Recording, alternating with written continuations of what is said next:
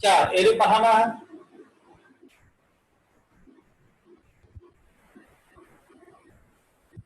सब लोग हेडिंग डालिए एरे, हेडिंग डालिए एरे, लिखिए लिखिए array is collection of more than one variables, array is collection of more than one variables having same name,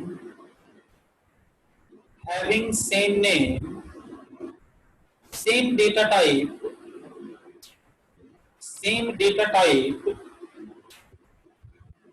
but different index values, same data type but different index values, full stop. लिखिए array is basically useful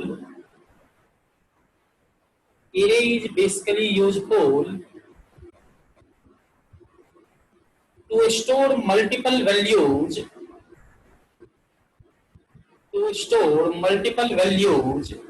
at contiguous memory.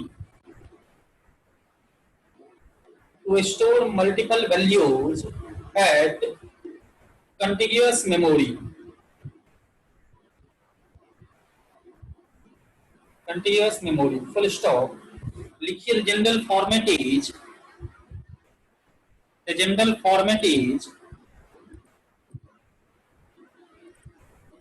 और general format क्या है ये देखिए सब लोग।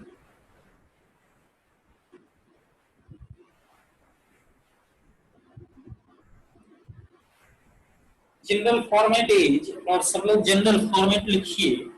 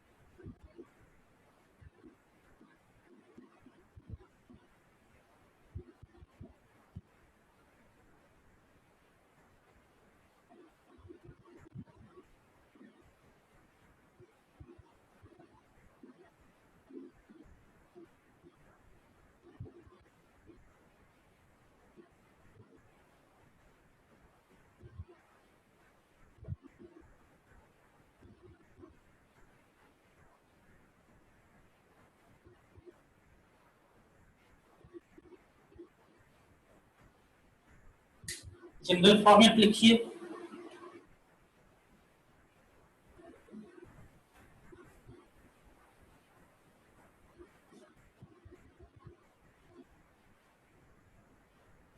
सबको दिख रहा है? Yes sir. यस सर, दिख रहा है।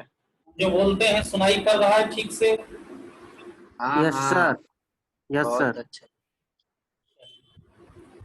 बहुत अच्छा। माइक खरीदे हैं 2000 का, अभी अच्छा नहीं आवाज आएगा तो मेरा 2000 रुपया डूब जाएगा।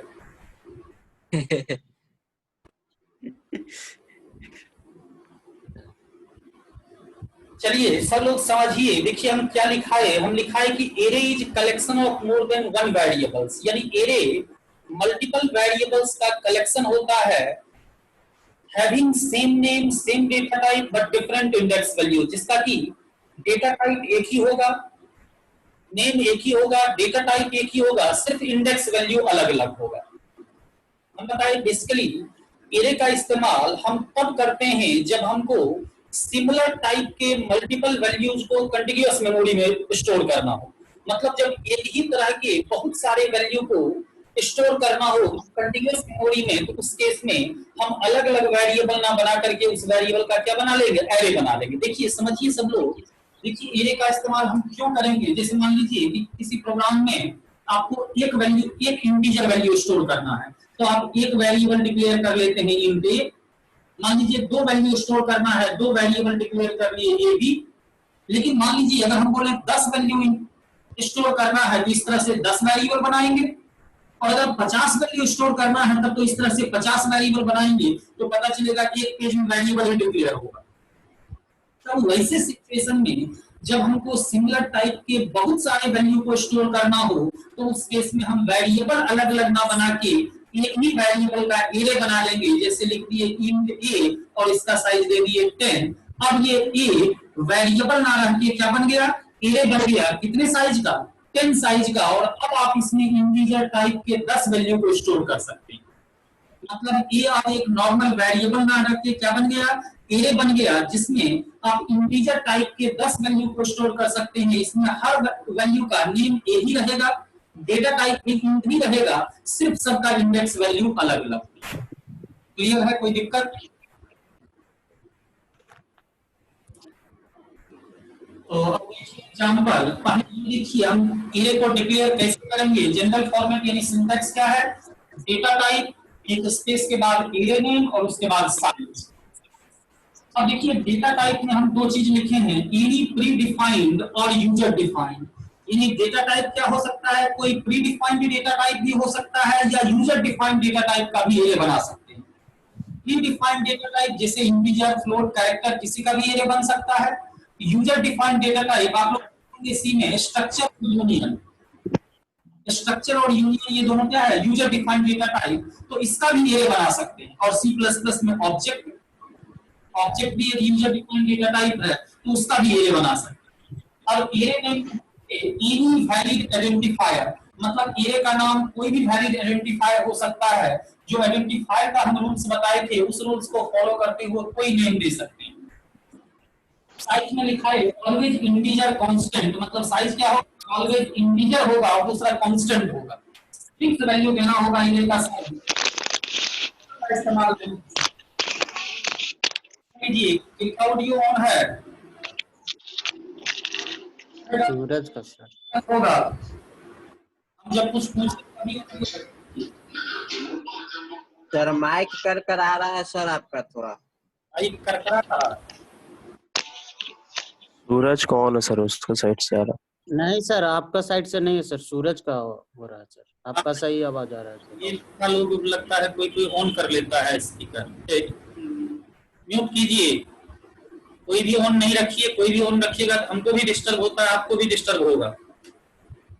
और कुछ प्रॉब्लम आप लोग के इंटरनेट के कारण भी आपके साइड से हो सकता है, जरूरी नहीं है हर चीज मेरे साइड से। ठीक है, देखिए एरे का नेम हम बताए, एरे का नेम उसमें साइज, साइज हम बताए ऑलवेज इंटीजर कांस्टेंट होगा, मतलब साइज हमेशा फिक्स वैल्यू यहाँ देना होगा, कभी भी यहाँ कोई वेरिएबल इस्तेमाल नहीं कर सकते। और दूसरा हमेशा साइज इंटीजर ही होगा, जैसे 2, 4, 10, 20, 50 जितना भी चाहे रख सकते हैं।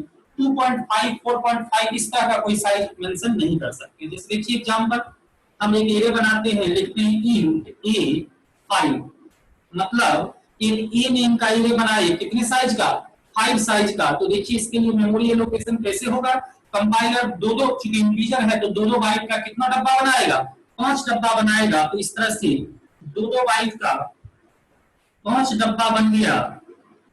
पहले डब्बे को हम एरे का इंडेक्स ऑलवेज 0 से शुरू होता है, लिख लीजिए एक लाइन, एक लाइन लिखिए कि the index of array will be started from 0। The index of array will be started from 0. Hence, to access first element, we use A0, and to access last element, we use an-1. We use an-1 ऐसे, where n is size of array,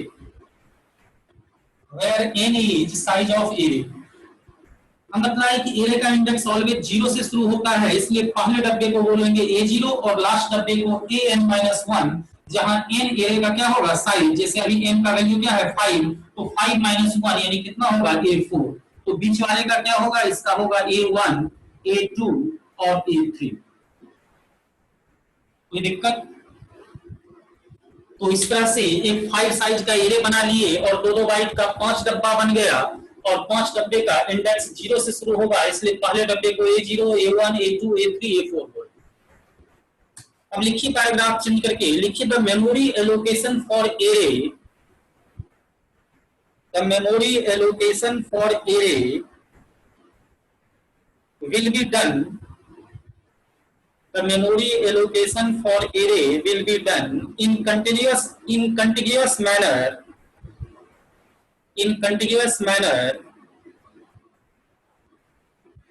hence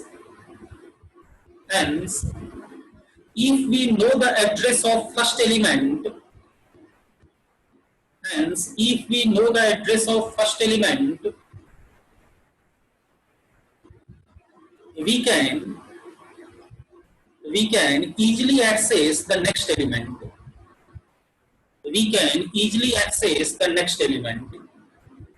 और समझिए सब लोग, देखिए हम बताए array के लिए मेमोरी एलोकेशन ऑलवेज कंटीन्यूअस होगा। मतलब जैसे अभी 5 साइज का एरे बनाए तो 2-2 बाइट का कितना डब्बा बनेगा, 5, लेकिन ये 5 डब्बा कंटीन्यूअस होगा, यानी जस्ट एक के बाद दूसरा, दूसरे के जस्ट बाद तीसरा, तीसरे के जस्ट बाद चौथा, यानी 2 डब्बे के बीच कोई गैप नहीं होगा। बात समझ रहे हैं? यानी एरे के लिए मेमोरी एलोकेशन ऑलवेज कंटीन्यूअस होगा, और इसलिए चूंकि मेमोरी एलोकेशन कंटीन्यूअस है, इसलिए अगर एरे के फर्स्ट एलिमेंट का एड्रेस आपको पता चल जाए तो बाकी के एलिमेंट का एड्रेस भी आप खुद ब खुद कैलकुलेट कर सकते हैं, क्योंकि मेमोरी एलोकेशन क्या है, कंटीन्यूअस। जैसे मान लीजिए कि अगर हम बोले कि इस फर्स्ट एलिमेंट का कंप्यूटर मेमोरी में एड्रेस है सपोज 101, तो अगले डब्बे का एड्रेस क्या होगा, 103। क्यों? क्योंकि इंटीजर का एरे है तो 2-2 बाइट का गैप रहेगा। अगले डब्बे का एड्रेस क्या होगा, 105, अगले का 107, अगले का 109। बात समझ गए? तो अगर आपको फर्स्ट एलिमेंट का एड्रेस पता चल जाए तो बाकी के एलिमेंट का मेमोरी एड्रेस आप खुद ब खुद कैलकुलेट कर सकते हैं, क्योंकि एरे के लिए मेमोरी एलोकेशन कंटीन्यूअस होता है, कोई दिक्कत नहीं। तो आप पैराग्राफ चेंज करके लिखिए। देखिए हम क्या बोले कि अगर फर्स्ट एलिमेंट का मेमोरी एड्रेस पता चल जाए तो बाकी के एलिमेंट का एड्रेस आप खुद ब खुद कैलकुलेट कर सकते हैं, लेकिन ये फर्स्ट एलिमेंट का एड्रेस कैसे पता चलेगा, इसका पता चलेगा तब तो बाकी का कैलकुलेट करेंगे। तो फर्स्ट एलिमेंट का एड्रेस कैसे पता चलेगा, लिखिए पैराग्राफ चेंज करके, लिखिए the name of the array is a constant pointer which will hold the address of base element, और समझिए देखिए हम बतलाए कि the name of the array is a constant pointer. Actual में देखिए एरे का जो नेम होता है, जैसे अभी इस एरे का नेम क्या है, ए, तो एरे का नेम ऑलवेज अपने आप में एक कांस्टेंट पॉइंटर होता है। मतलब एरे का नेम खुद अपने आप में एक पॉइंटर होता है जो ऑलवेज फर्स्ट एलिमेंट के एड्रेस को पॉइंट करता है, इसीलिए इसको बोलते हैं कांस्टेंट पॉइंटर। मतलब इसको हम, ये कभी भी सेकंड थर्ड एलिमेंट के एड्रेस को नहीं होल्ड करेगा। एरे का नेम एक कांस्टेंट पॉइंटर होता है जो ऑलवेज फर्स्ट एलिमेंट के एड्रेस को होल्ड करता है। तो इसलिए अगर फर्स्ट एलिमेंट का एड्रेस आपको जानना हो तो कहां से मिलेगा, एरे के नेम से, क्योंकि इसी के पास फर्स्ट एलिमेंट का एड्रेस होता है, और जैसे ही एरे के नेम से आपको फर्स्ट एलिमेंट का एड्रेस मिलेगा तो बाकी के एलिमेंट का एड्रेस तो आप खुद कैलकुलेट कर सकते हैं, कोई दिक्कत? समझ लीजिए। देखिए इसको थोड़ा हम एग्जांपल से बताते हैं। जैसे देखिए सपोज ये वैल्यू, हम 5 वैल्यू इसमें असाइन कर दिए, और आप देखिए तो सब लोग यहाँ एग्जांपल हम लिखते हैं, सपोज सी आउट A0 क्या प्रिंट करेगा, A0 में देखिए क्या है वैल्यू 10, तो क्या प्रिंट करेगा 10। लेकिन अगर हम लिखें सी आउट A, कुछ A0 नहीं, हम अगर सी आउट A लिखें, अब ये क्या प्रिंट करेगा, A0 लिखे तो A0 में 10 था, लेकिन अगर सी आउट A लिखें तो क्या प्रिंट करेगा। देखिए A के बारे में क्या बताया कि एरे का नेम है जो एक कांस्टेंट पॉइंटर है जो क्या चीज स्टोर कर रहा है, एरे के फर्स्ट एलिमेंट का एड्रेस। तो देखिए फर्स्ट एलिमेंट का मेमोरी एड्रेस हम क्या देख माने हैं 101, यानी ये क्या प्रिंट करेगा 101। समझ रहे हैं? अगर हम लिखें सी आउट प्लस प्लस ए, मतलब ए पर इंक्रीमेंट ऑपरेटर यूज करते हैं। सब लोग सी में पॉइंटर पढ़े होंगे। अगर पॉइंटर पर इंक्रीमेंट ऑपरेटर यूज करते हैं, मतलब वो एक डब्बा आगे मूव करता है, यानी ये क्या प्लस प्लस ए लिखेंगे तो ये पॉइंट कर रहा है पहले डब्बे को, अगर प्लस प्लस करेंगे तो ये क्या पॉइंट करेगा दूसरे डब्बे को, यानी क्या प्रिंट करेगा 103। लेकिन नहीं, हम अभी क्या बताए थे कि एरे का नेम ऑलवेज कांस्टेंट पॉइंटर होता है, यानी वो फिक्स है कि हमेशा पहले डब्बे का ही एड्रेस होल्ड करेगा, इसलिए उस पर कभी इंक्रीमेंट ऑपरेटर वगैरह यूज नहीं कर सकते, क्योंकि इससे तो इसका एड्रेस चेंज हो जाएगा, तो ऐसा तो हो ही नहीं सकता है, इसलिए प्लस प्लस ए अगर लिखेंगे तो एरर आएगा। लेकिन हाँ, अगर आप सी आउट A+1 लिखते हैं तो इसमें कोई दिक्कत नहीं, ए मतलब फर्स्ट एलिमेंट का एड्रेस 101 और अगर उसमें एक जोड़ेंगे मतलब एक डब्बा आगे मूव करेगा, यानी क्या प्रिंट करेगा 103। और इसी में अगर हम लगा दें सी आउट एस्ट्रिक्स A+1, अब ये क्या प्रिंट करेगा A+1 मतलब सेकंड डब्बा, उसमें एस्ट्रिक्स पहले पॉइंटर की रेफरेंसिंग यानी सेकंड डब्बे का वैल्यू, तो सेकंड डब्बे का वैल्यू कितना है 20, प्रिंट करेगा 20। कोई दिक्कत समझने में किसी को? एग्जाम्पल लिख लीजिए और अगर कोई प्रॉब्लम हो तो पूछिए, तो कोई कंफ्यूजन किसी को हो तो पूछिए। नहीं सर। सबको दिख रहा है ठीक से और सुनाई पड़ रहा है ठीक से? Yes sir, Yes. क्लियर दिख रहा है सर। ठीक है, कोई प्रॉब्लम समझने में इसको? सर सबसे लास्ट वाला बता दीजिएगा पॉइंटर वाला एक बार। ये यस सर। इसमें क्या बताया, देखिए डी रेफरेंसिंग नहीं पढ़े हैं सी में, अगर पॉइंटर से पहले एस्ट्रिक्स लगा देते हैं तो वो क्या करेगा उसके वैल्यू को प्रिंट करेगा। जैसे एक लाइन हम जोड़ देते हैं सी आउट ए किए तो 101 प्रिंट किया, लेकिन बीच में अगर हम सी आउट यहाँ एस्ट्रिक्स ए लिख दें तब क्या प्रिंट करेगा। देखिए एस्ट्रिक्स ए मतलब ए पॉइंटर है उसमें एस्ट्रिक्स लगाते हैं, मतलब ये एड्रेस को, उसमें अगर एस्ट्रिक्स एड्रेस के वैल्यू तो ये फर्स्ट डब्बे को पॉइंट कर रहा है और उसका वैल्यू क्या है 10, यानी ये क्या प्रिंट करेगा 10। यस सर, ठीक है सर। मतलब लगाए मतलब सेकंड डब्बे का वैल्यू देखिए कितना है 20। समझ गए? तो ऑडियो ऑफ कर लीजिएगा। तो ये देखिए एरे का हम इंट्रोडक्शन दिए, वैसे आप ये सब चीज सी में पढ़ चुके होंगे, इसलिए हम ज्यादा डेप्थ में इसमें नहीं जाएंगे, हमको जो बेसिक कॉन्सेप्ट चाहिए वो दे दिए। अब एक प्रोग्राम लिखिए सब लोग, जस्ट एक एग्जांपल में हम एक प्रोग्राम बता देते हैं और उसके बाद आगे बढ़ेंगे। लिखिए write a program,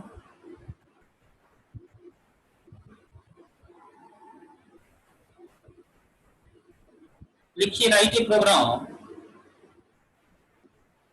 to input 10 number in the array, write a program to input 10 number in the array and find the sum of elements, comma average, comma largest element and smallest element,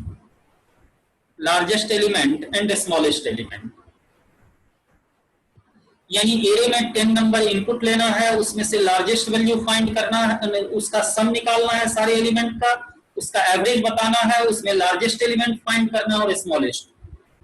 तो देखिए problem यह है कि online class है, जैसे ये सब programme हम आपको बनाने देते और आपसे बनवाते, लेकिन प्रॉब्लम है कि ऑनलाइन क्लास में आपको बनाने क्या देंगे, तो ये प्रोग्राम आप लोग बना लीजिएगा। हालांकि हम बोर्ड पर बना देते हैं, हो सकता है कुछ लोग से नहीं बनेगा, तो उस समय फिर हमसे पूछिएगा, तो हम बना देते हैं। जो लोग बना सकते हैं वो लोग खुद से ही बनाइएगा, मेरा बना हुआ मत छापिएगा। और जो लोग नहीं बना सकते हैं उसके लिए हम एक बार रफली बता देते हैं। देखिए 10 नंबर इनपुट लेना है तो सबसे पहले एक एरे बनाना होगा, इंट ए 10 साइज का एक एरे बना लेते हैं। कुछ वेरिएबल्स की जरूरत पड़ेगी, जैसे सम निकालना है, एवरेज निकालना है, लार्जेस्ट एलिमेंट मैक्स ले लिए, स्मॉलेस्ट एलिमेंट मीन ले लिए, और एरे को हैंडल करने के लिए लूप की जरूरत पड़ेगी, तो एक आई ले लिए।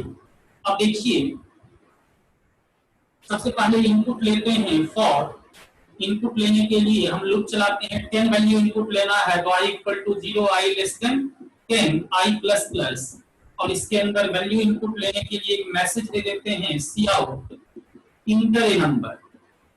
अब यूजर जो भी नंबर इनपुट करेगा उसको स्टोर करके रख लेते हैं ए आई में, और इस तरह से एरे का इनपुट एरे में 10 एलिमेंट्स हो गया। तो इनपुट होने के बाद अब पहले हम एक बार एरे के एलिमेंट्स को प्रिंट कर देते हैं, एलिमेंट्स ऑफ एरे, उसके बाद कोई काम करेंगे।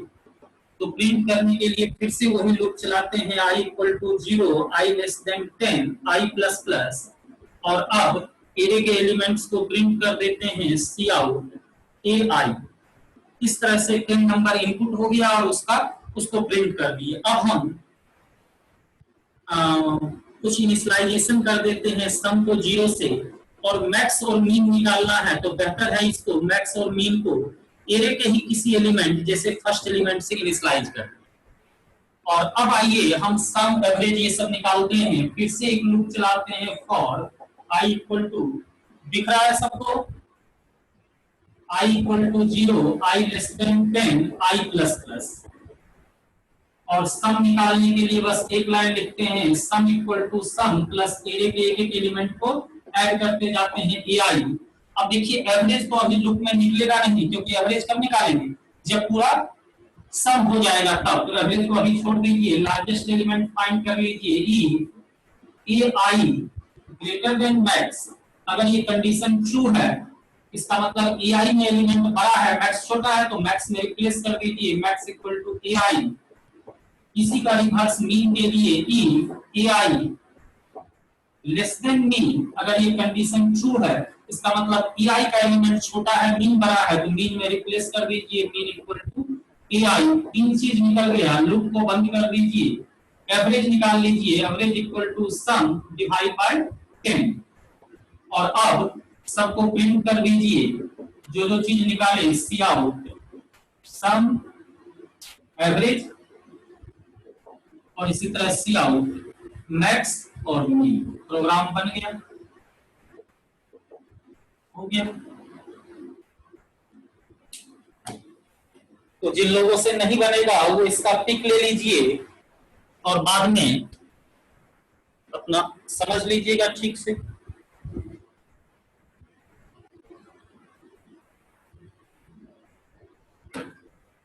चलिए अब देखिए हम इसमें एरे में सिर्फ दो चीज आपको बताएंगे, दो प्रोग्राम बताएंगे। क्या क्या चीज? देखिए सॉर्टिंग और सर्चिंग, ये दो प्रोग्राम हमको बताना है, दो चीज आपको बताना है, क्योंकि इसको हम आगे बार बार यूज करेंगे क्लास एंड ऑब्जेक्ट के केस में भी। तो सर्चिंग और सर्चिंग टॉपिक को अच्छे से समझना है आप लोगों को। देखिए सबसे पहले सॉर्टिंग, हेडिंग डालिए सॉर्टिंग, और देखिए हम एक जस्ट प्रोग्राम बताएंगे जिसमें एक एरे को सॉर्ट करेंगे। लेकिन सॉर्ट कैसे करते हैं और सॉर्टिंग का मतलब क्या है, हालांकि सब लोग डेटा स्ट्रक्चर पढ़े हैं तो वहां डिटेल्स में आप पढ़े होंगे अलग अलग तरह के सॉर्टिंग टेक्निक्स, जैसे पढ़े होंगे bubble sort, selection sort, insertion sort, heap sort, quick sort, merge sort, shell sort, radix sort, इतने तरह के अलग अलग सॉर्टिंग एल्गोरिथम्स पढ़े होंगे। लेकिन इस सब में से एक जो कॉमन सॉर्टिंग एल्गोरिथम है, जैसे जब कुछ फिक्स ना दिया हो कि किस सॉर्टिंग टेक्निक से सॉर्ट करना है, तो एक जो कॉमन सॉर्टिंग टेक्निक है उसको बोलते हैं बबल सॉर्ट। और उस केस में हम नॉर्मली बबल सॉर्ट का इस्तेमाल करते हैं, तो हम इसी का डिस्कशन अभी करेंगे। देखिए बबल सॉर्ट ये एक ट्रेडिशनल सॉर्टिंग टेक्निक्स है जहां हम हर एरे के हर एलिमेंट को उसके एडजेसेंट एलिमेंट के साथ कंपेयर करते हैं। जैसे फर्स्ट एलिमेंट को कंपेयर करते हैं सेकंड से, अगर फर्स्ट एलिमेंट सेकंड से बड़ा है तो उसके पोजीशन को इंटरचेंज कर देंगे, तो जो बड़ा एलिमेंट होगा वो कहां चला जाएगा, सेकंड पोजीशन पर। इसी तरह अब सेकंड एलिमेंट को थर्ड से कंपेयर करेंगे, हम बोले एडजेसेंट मतलब हर एलिमेंट को पड़ोसी एलिमेंट से।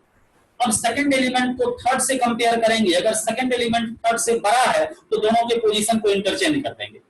इसी तरह जो बड़ा होगा कहां चला जाएगा, थर्ड पर। अब थर्ड को फोर्थ से कंपेयर करेंगे, अगर थर्ड फोर्थ से बड़ा है तो इंटरचेंज कर देंगे, तो बड़ा कहां चला जाएगा, फोर्थ पर।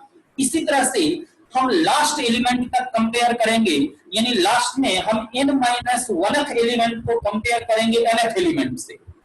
अगर n minus one element nth element से बड़ा होगा तो हम दोनों को इंटरचेंज कर देंगे। तो जो लार्जेस्ट एलिमेंट होगा कहां पहुंच जाएगा, nth पोजीशन पर, यानी सबसे लास्ट में चला जाएगा।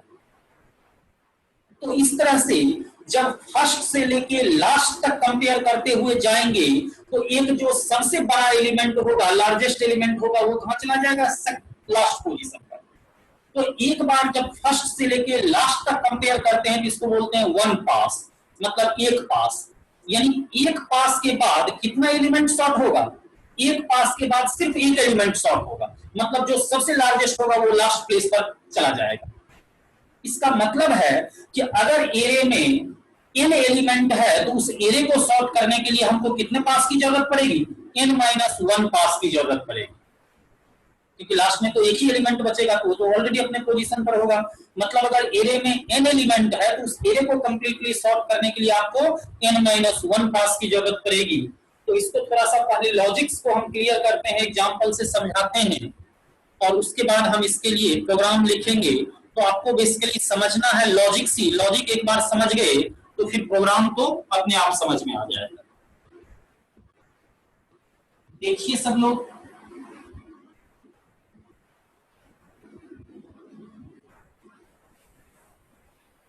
देखिए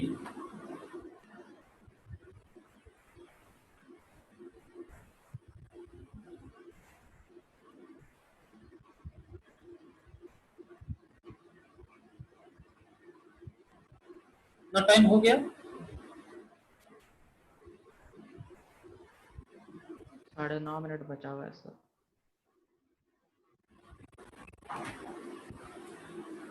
जल्दी कैसे इसको जमा कर।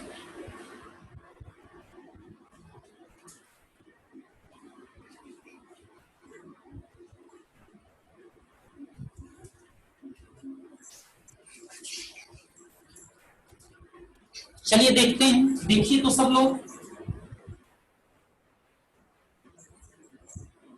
जैसे सपोज ये एक एरे है, इसमें कुछ एलिमेंट है,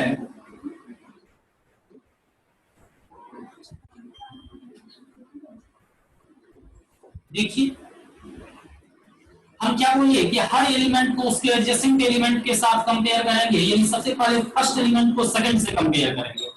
अगर फर्स्ट एलिमेंट सेकंड से बड़ा है तो दोनों के पोजीशन को इंटरचेंज कर देंगे, लेकिन बड़ा नहीं है तो छोड़ दिए इसको।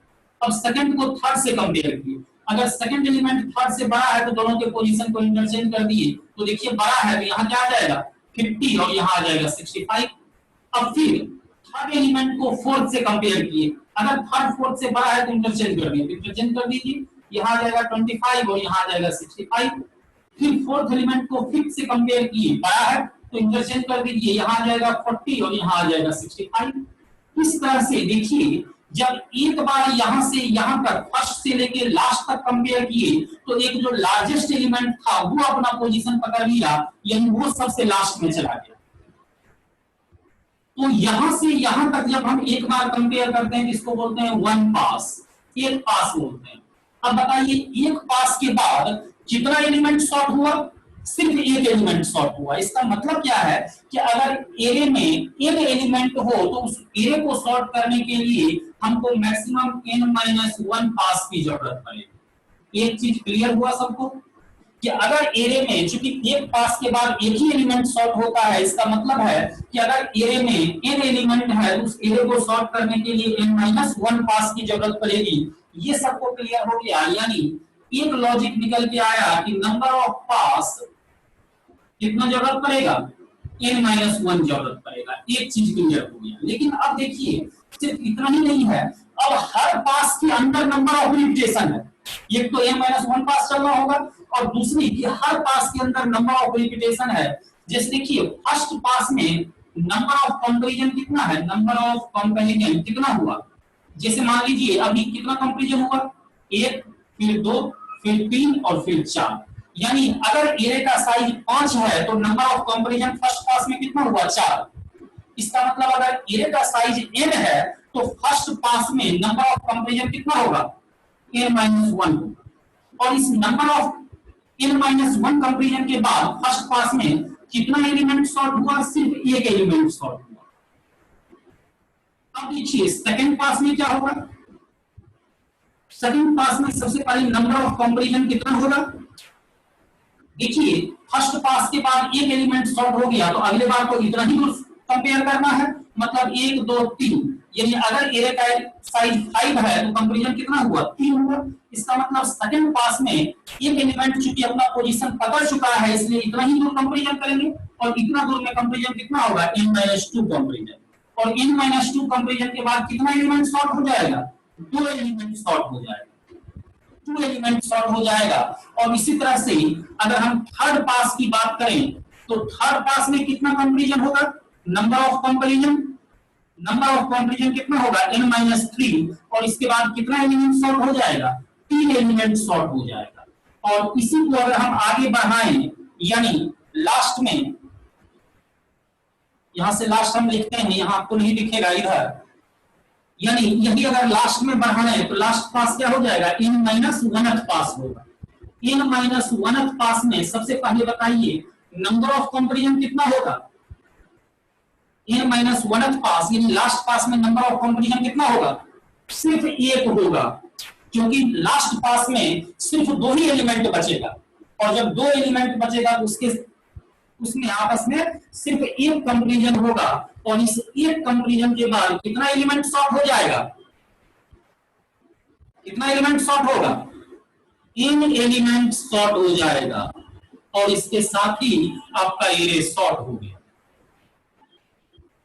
यानी लास्ट पास में n-1th पास में कितना कंपैरिजन? सिर्फ 1 कंपैरिजन, और उस 1 कंपैरिजन के बाद पूरा का पूरा एरे यानी n एलिमेंट सॉर्ट हो जाएगा।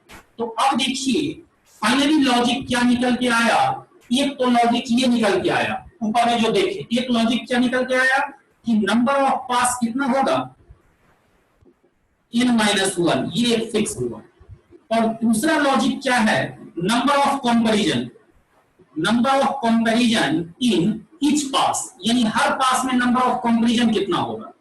अब देखिए नंबर ऑफ कंपैरिजन पहले पास में n-1 था, दूसरे पास में n-2, तीसरे में n-3, और लास्ट में 1 हो गया। तो नंबर ऑफ कंपैरिजन फिक्स तो है नहीं, हर पास में क्या होगा? एक घटते जाता है। तो देखिए नंबर ऑफ कंपैरिजन को हम कैसे इंडिकेट करेंगे?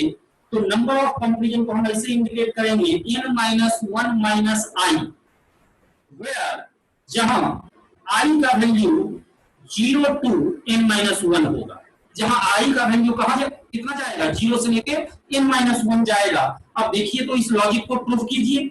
जैसे कितना कंपैरिजन फर्स्ट पास में n-1 - i, तो फर्स्ट टाइम i का वैल्यू कितना रहेगा? 0, यानी n-1 - 0 यानी कितना? n-1। देखिए फर्स्ट पास में n-1 कंपैरिजन हुआ, सेकंड पास में i का वैल्यू बढ़ के 0 से 1 हो जाएगा, तो n-1 यानी n-1 - 2 यानी कितना? n-2। देखिए सेकंड पास में n-2 कंपैरिजन।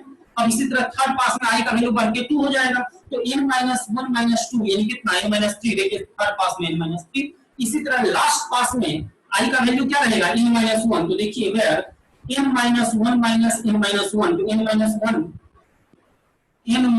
n-1 तो कितना हो गया? मात्र 1 कंपैरिजन, और जैसे ही 1 कंपैरिजन होगा इसके साथ ही आपका एरे सॉर्ट हो जाएगा। फाइनली देखिए आपका लॉजिक यही निकल के आया, यानी जब आप इसके लिए एल्गोरिथम यानी प्रोग्राम लिखेंगे तो आप 2 तरह का इटरेशन चलाना होगा, यानी 2 तरह का लूप चलाना होगा। एक आउटर लूप n-1 टाइम्स चलेगा, और इनर लूप कितने बार चलेगा? n-1 - i टाइम्स, और इसके अंदर आपको एडजेसेंट एलिमेंट को कंपेयर करना है। हमेशा ध्यान रखिए, एकदम अभी के अभी याद कर लीजिए कि हम सॉर्टिंग के लिए बबल सॉर्ट में क्या करेंगे? 2 लूप का इस्तेमाल करेंगे। Outer loop always n-1 times चलेगा, और inner loop n-1 - i times चलेगा, और इसके अंदर हम एडजेसेंट एलिमेंट को कंपेयर करेंगे, यानी पहले को दूसरे से, दूसरे को तीसरे से, तीसरे को चौथे से, और इस तरह से आपका एरे सॉर्ट हो जाएगा। समझ गए सब लोग? तो यही हो गया आपका सॉर्टिंग का एल्गोरिथम। सब लोग इसको लिख लीजिएगा, इसका पिक्चर ले लीजिए, और इसके लिए प्रोग्राम अगर लिखना हो तो लिख लीजिएगा आप लोग। देखिए हम सिर्फ यहाँ लॉजिक लिख देते हैं, मतलब लूप चला देते हैं, बाकी काम आप लोग खुद करना जानते ही, इतना सी पर हैं, यानी सॉर्टिंग के प्रोग्राम के लिए हमको दो लूप की जरूरत पड़ेगी। i इक्वल टू 0 क्या बोले, आउटर लूप n-1 टाइम्स, तो चलाइए i equal to 0, i less than n-1 i plus plus.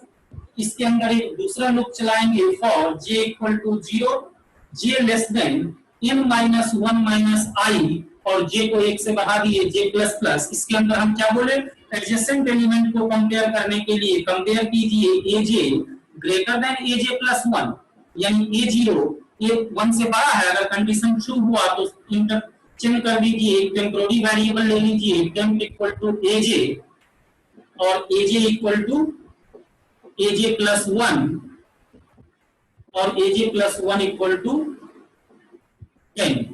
Programme बन गया।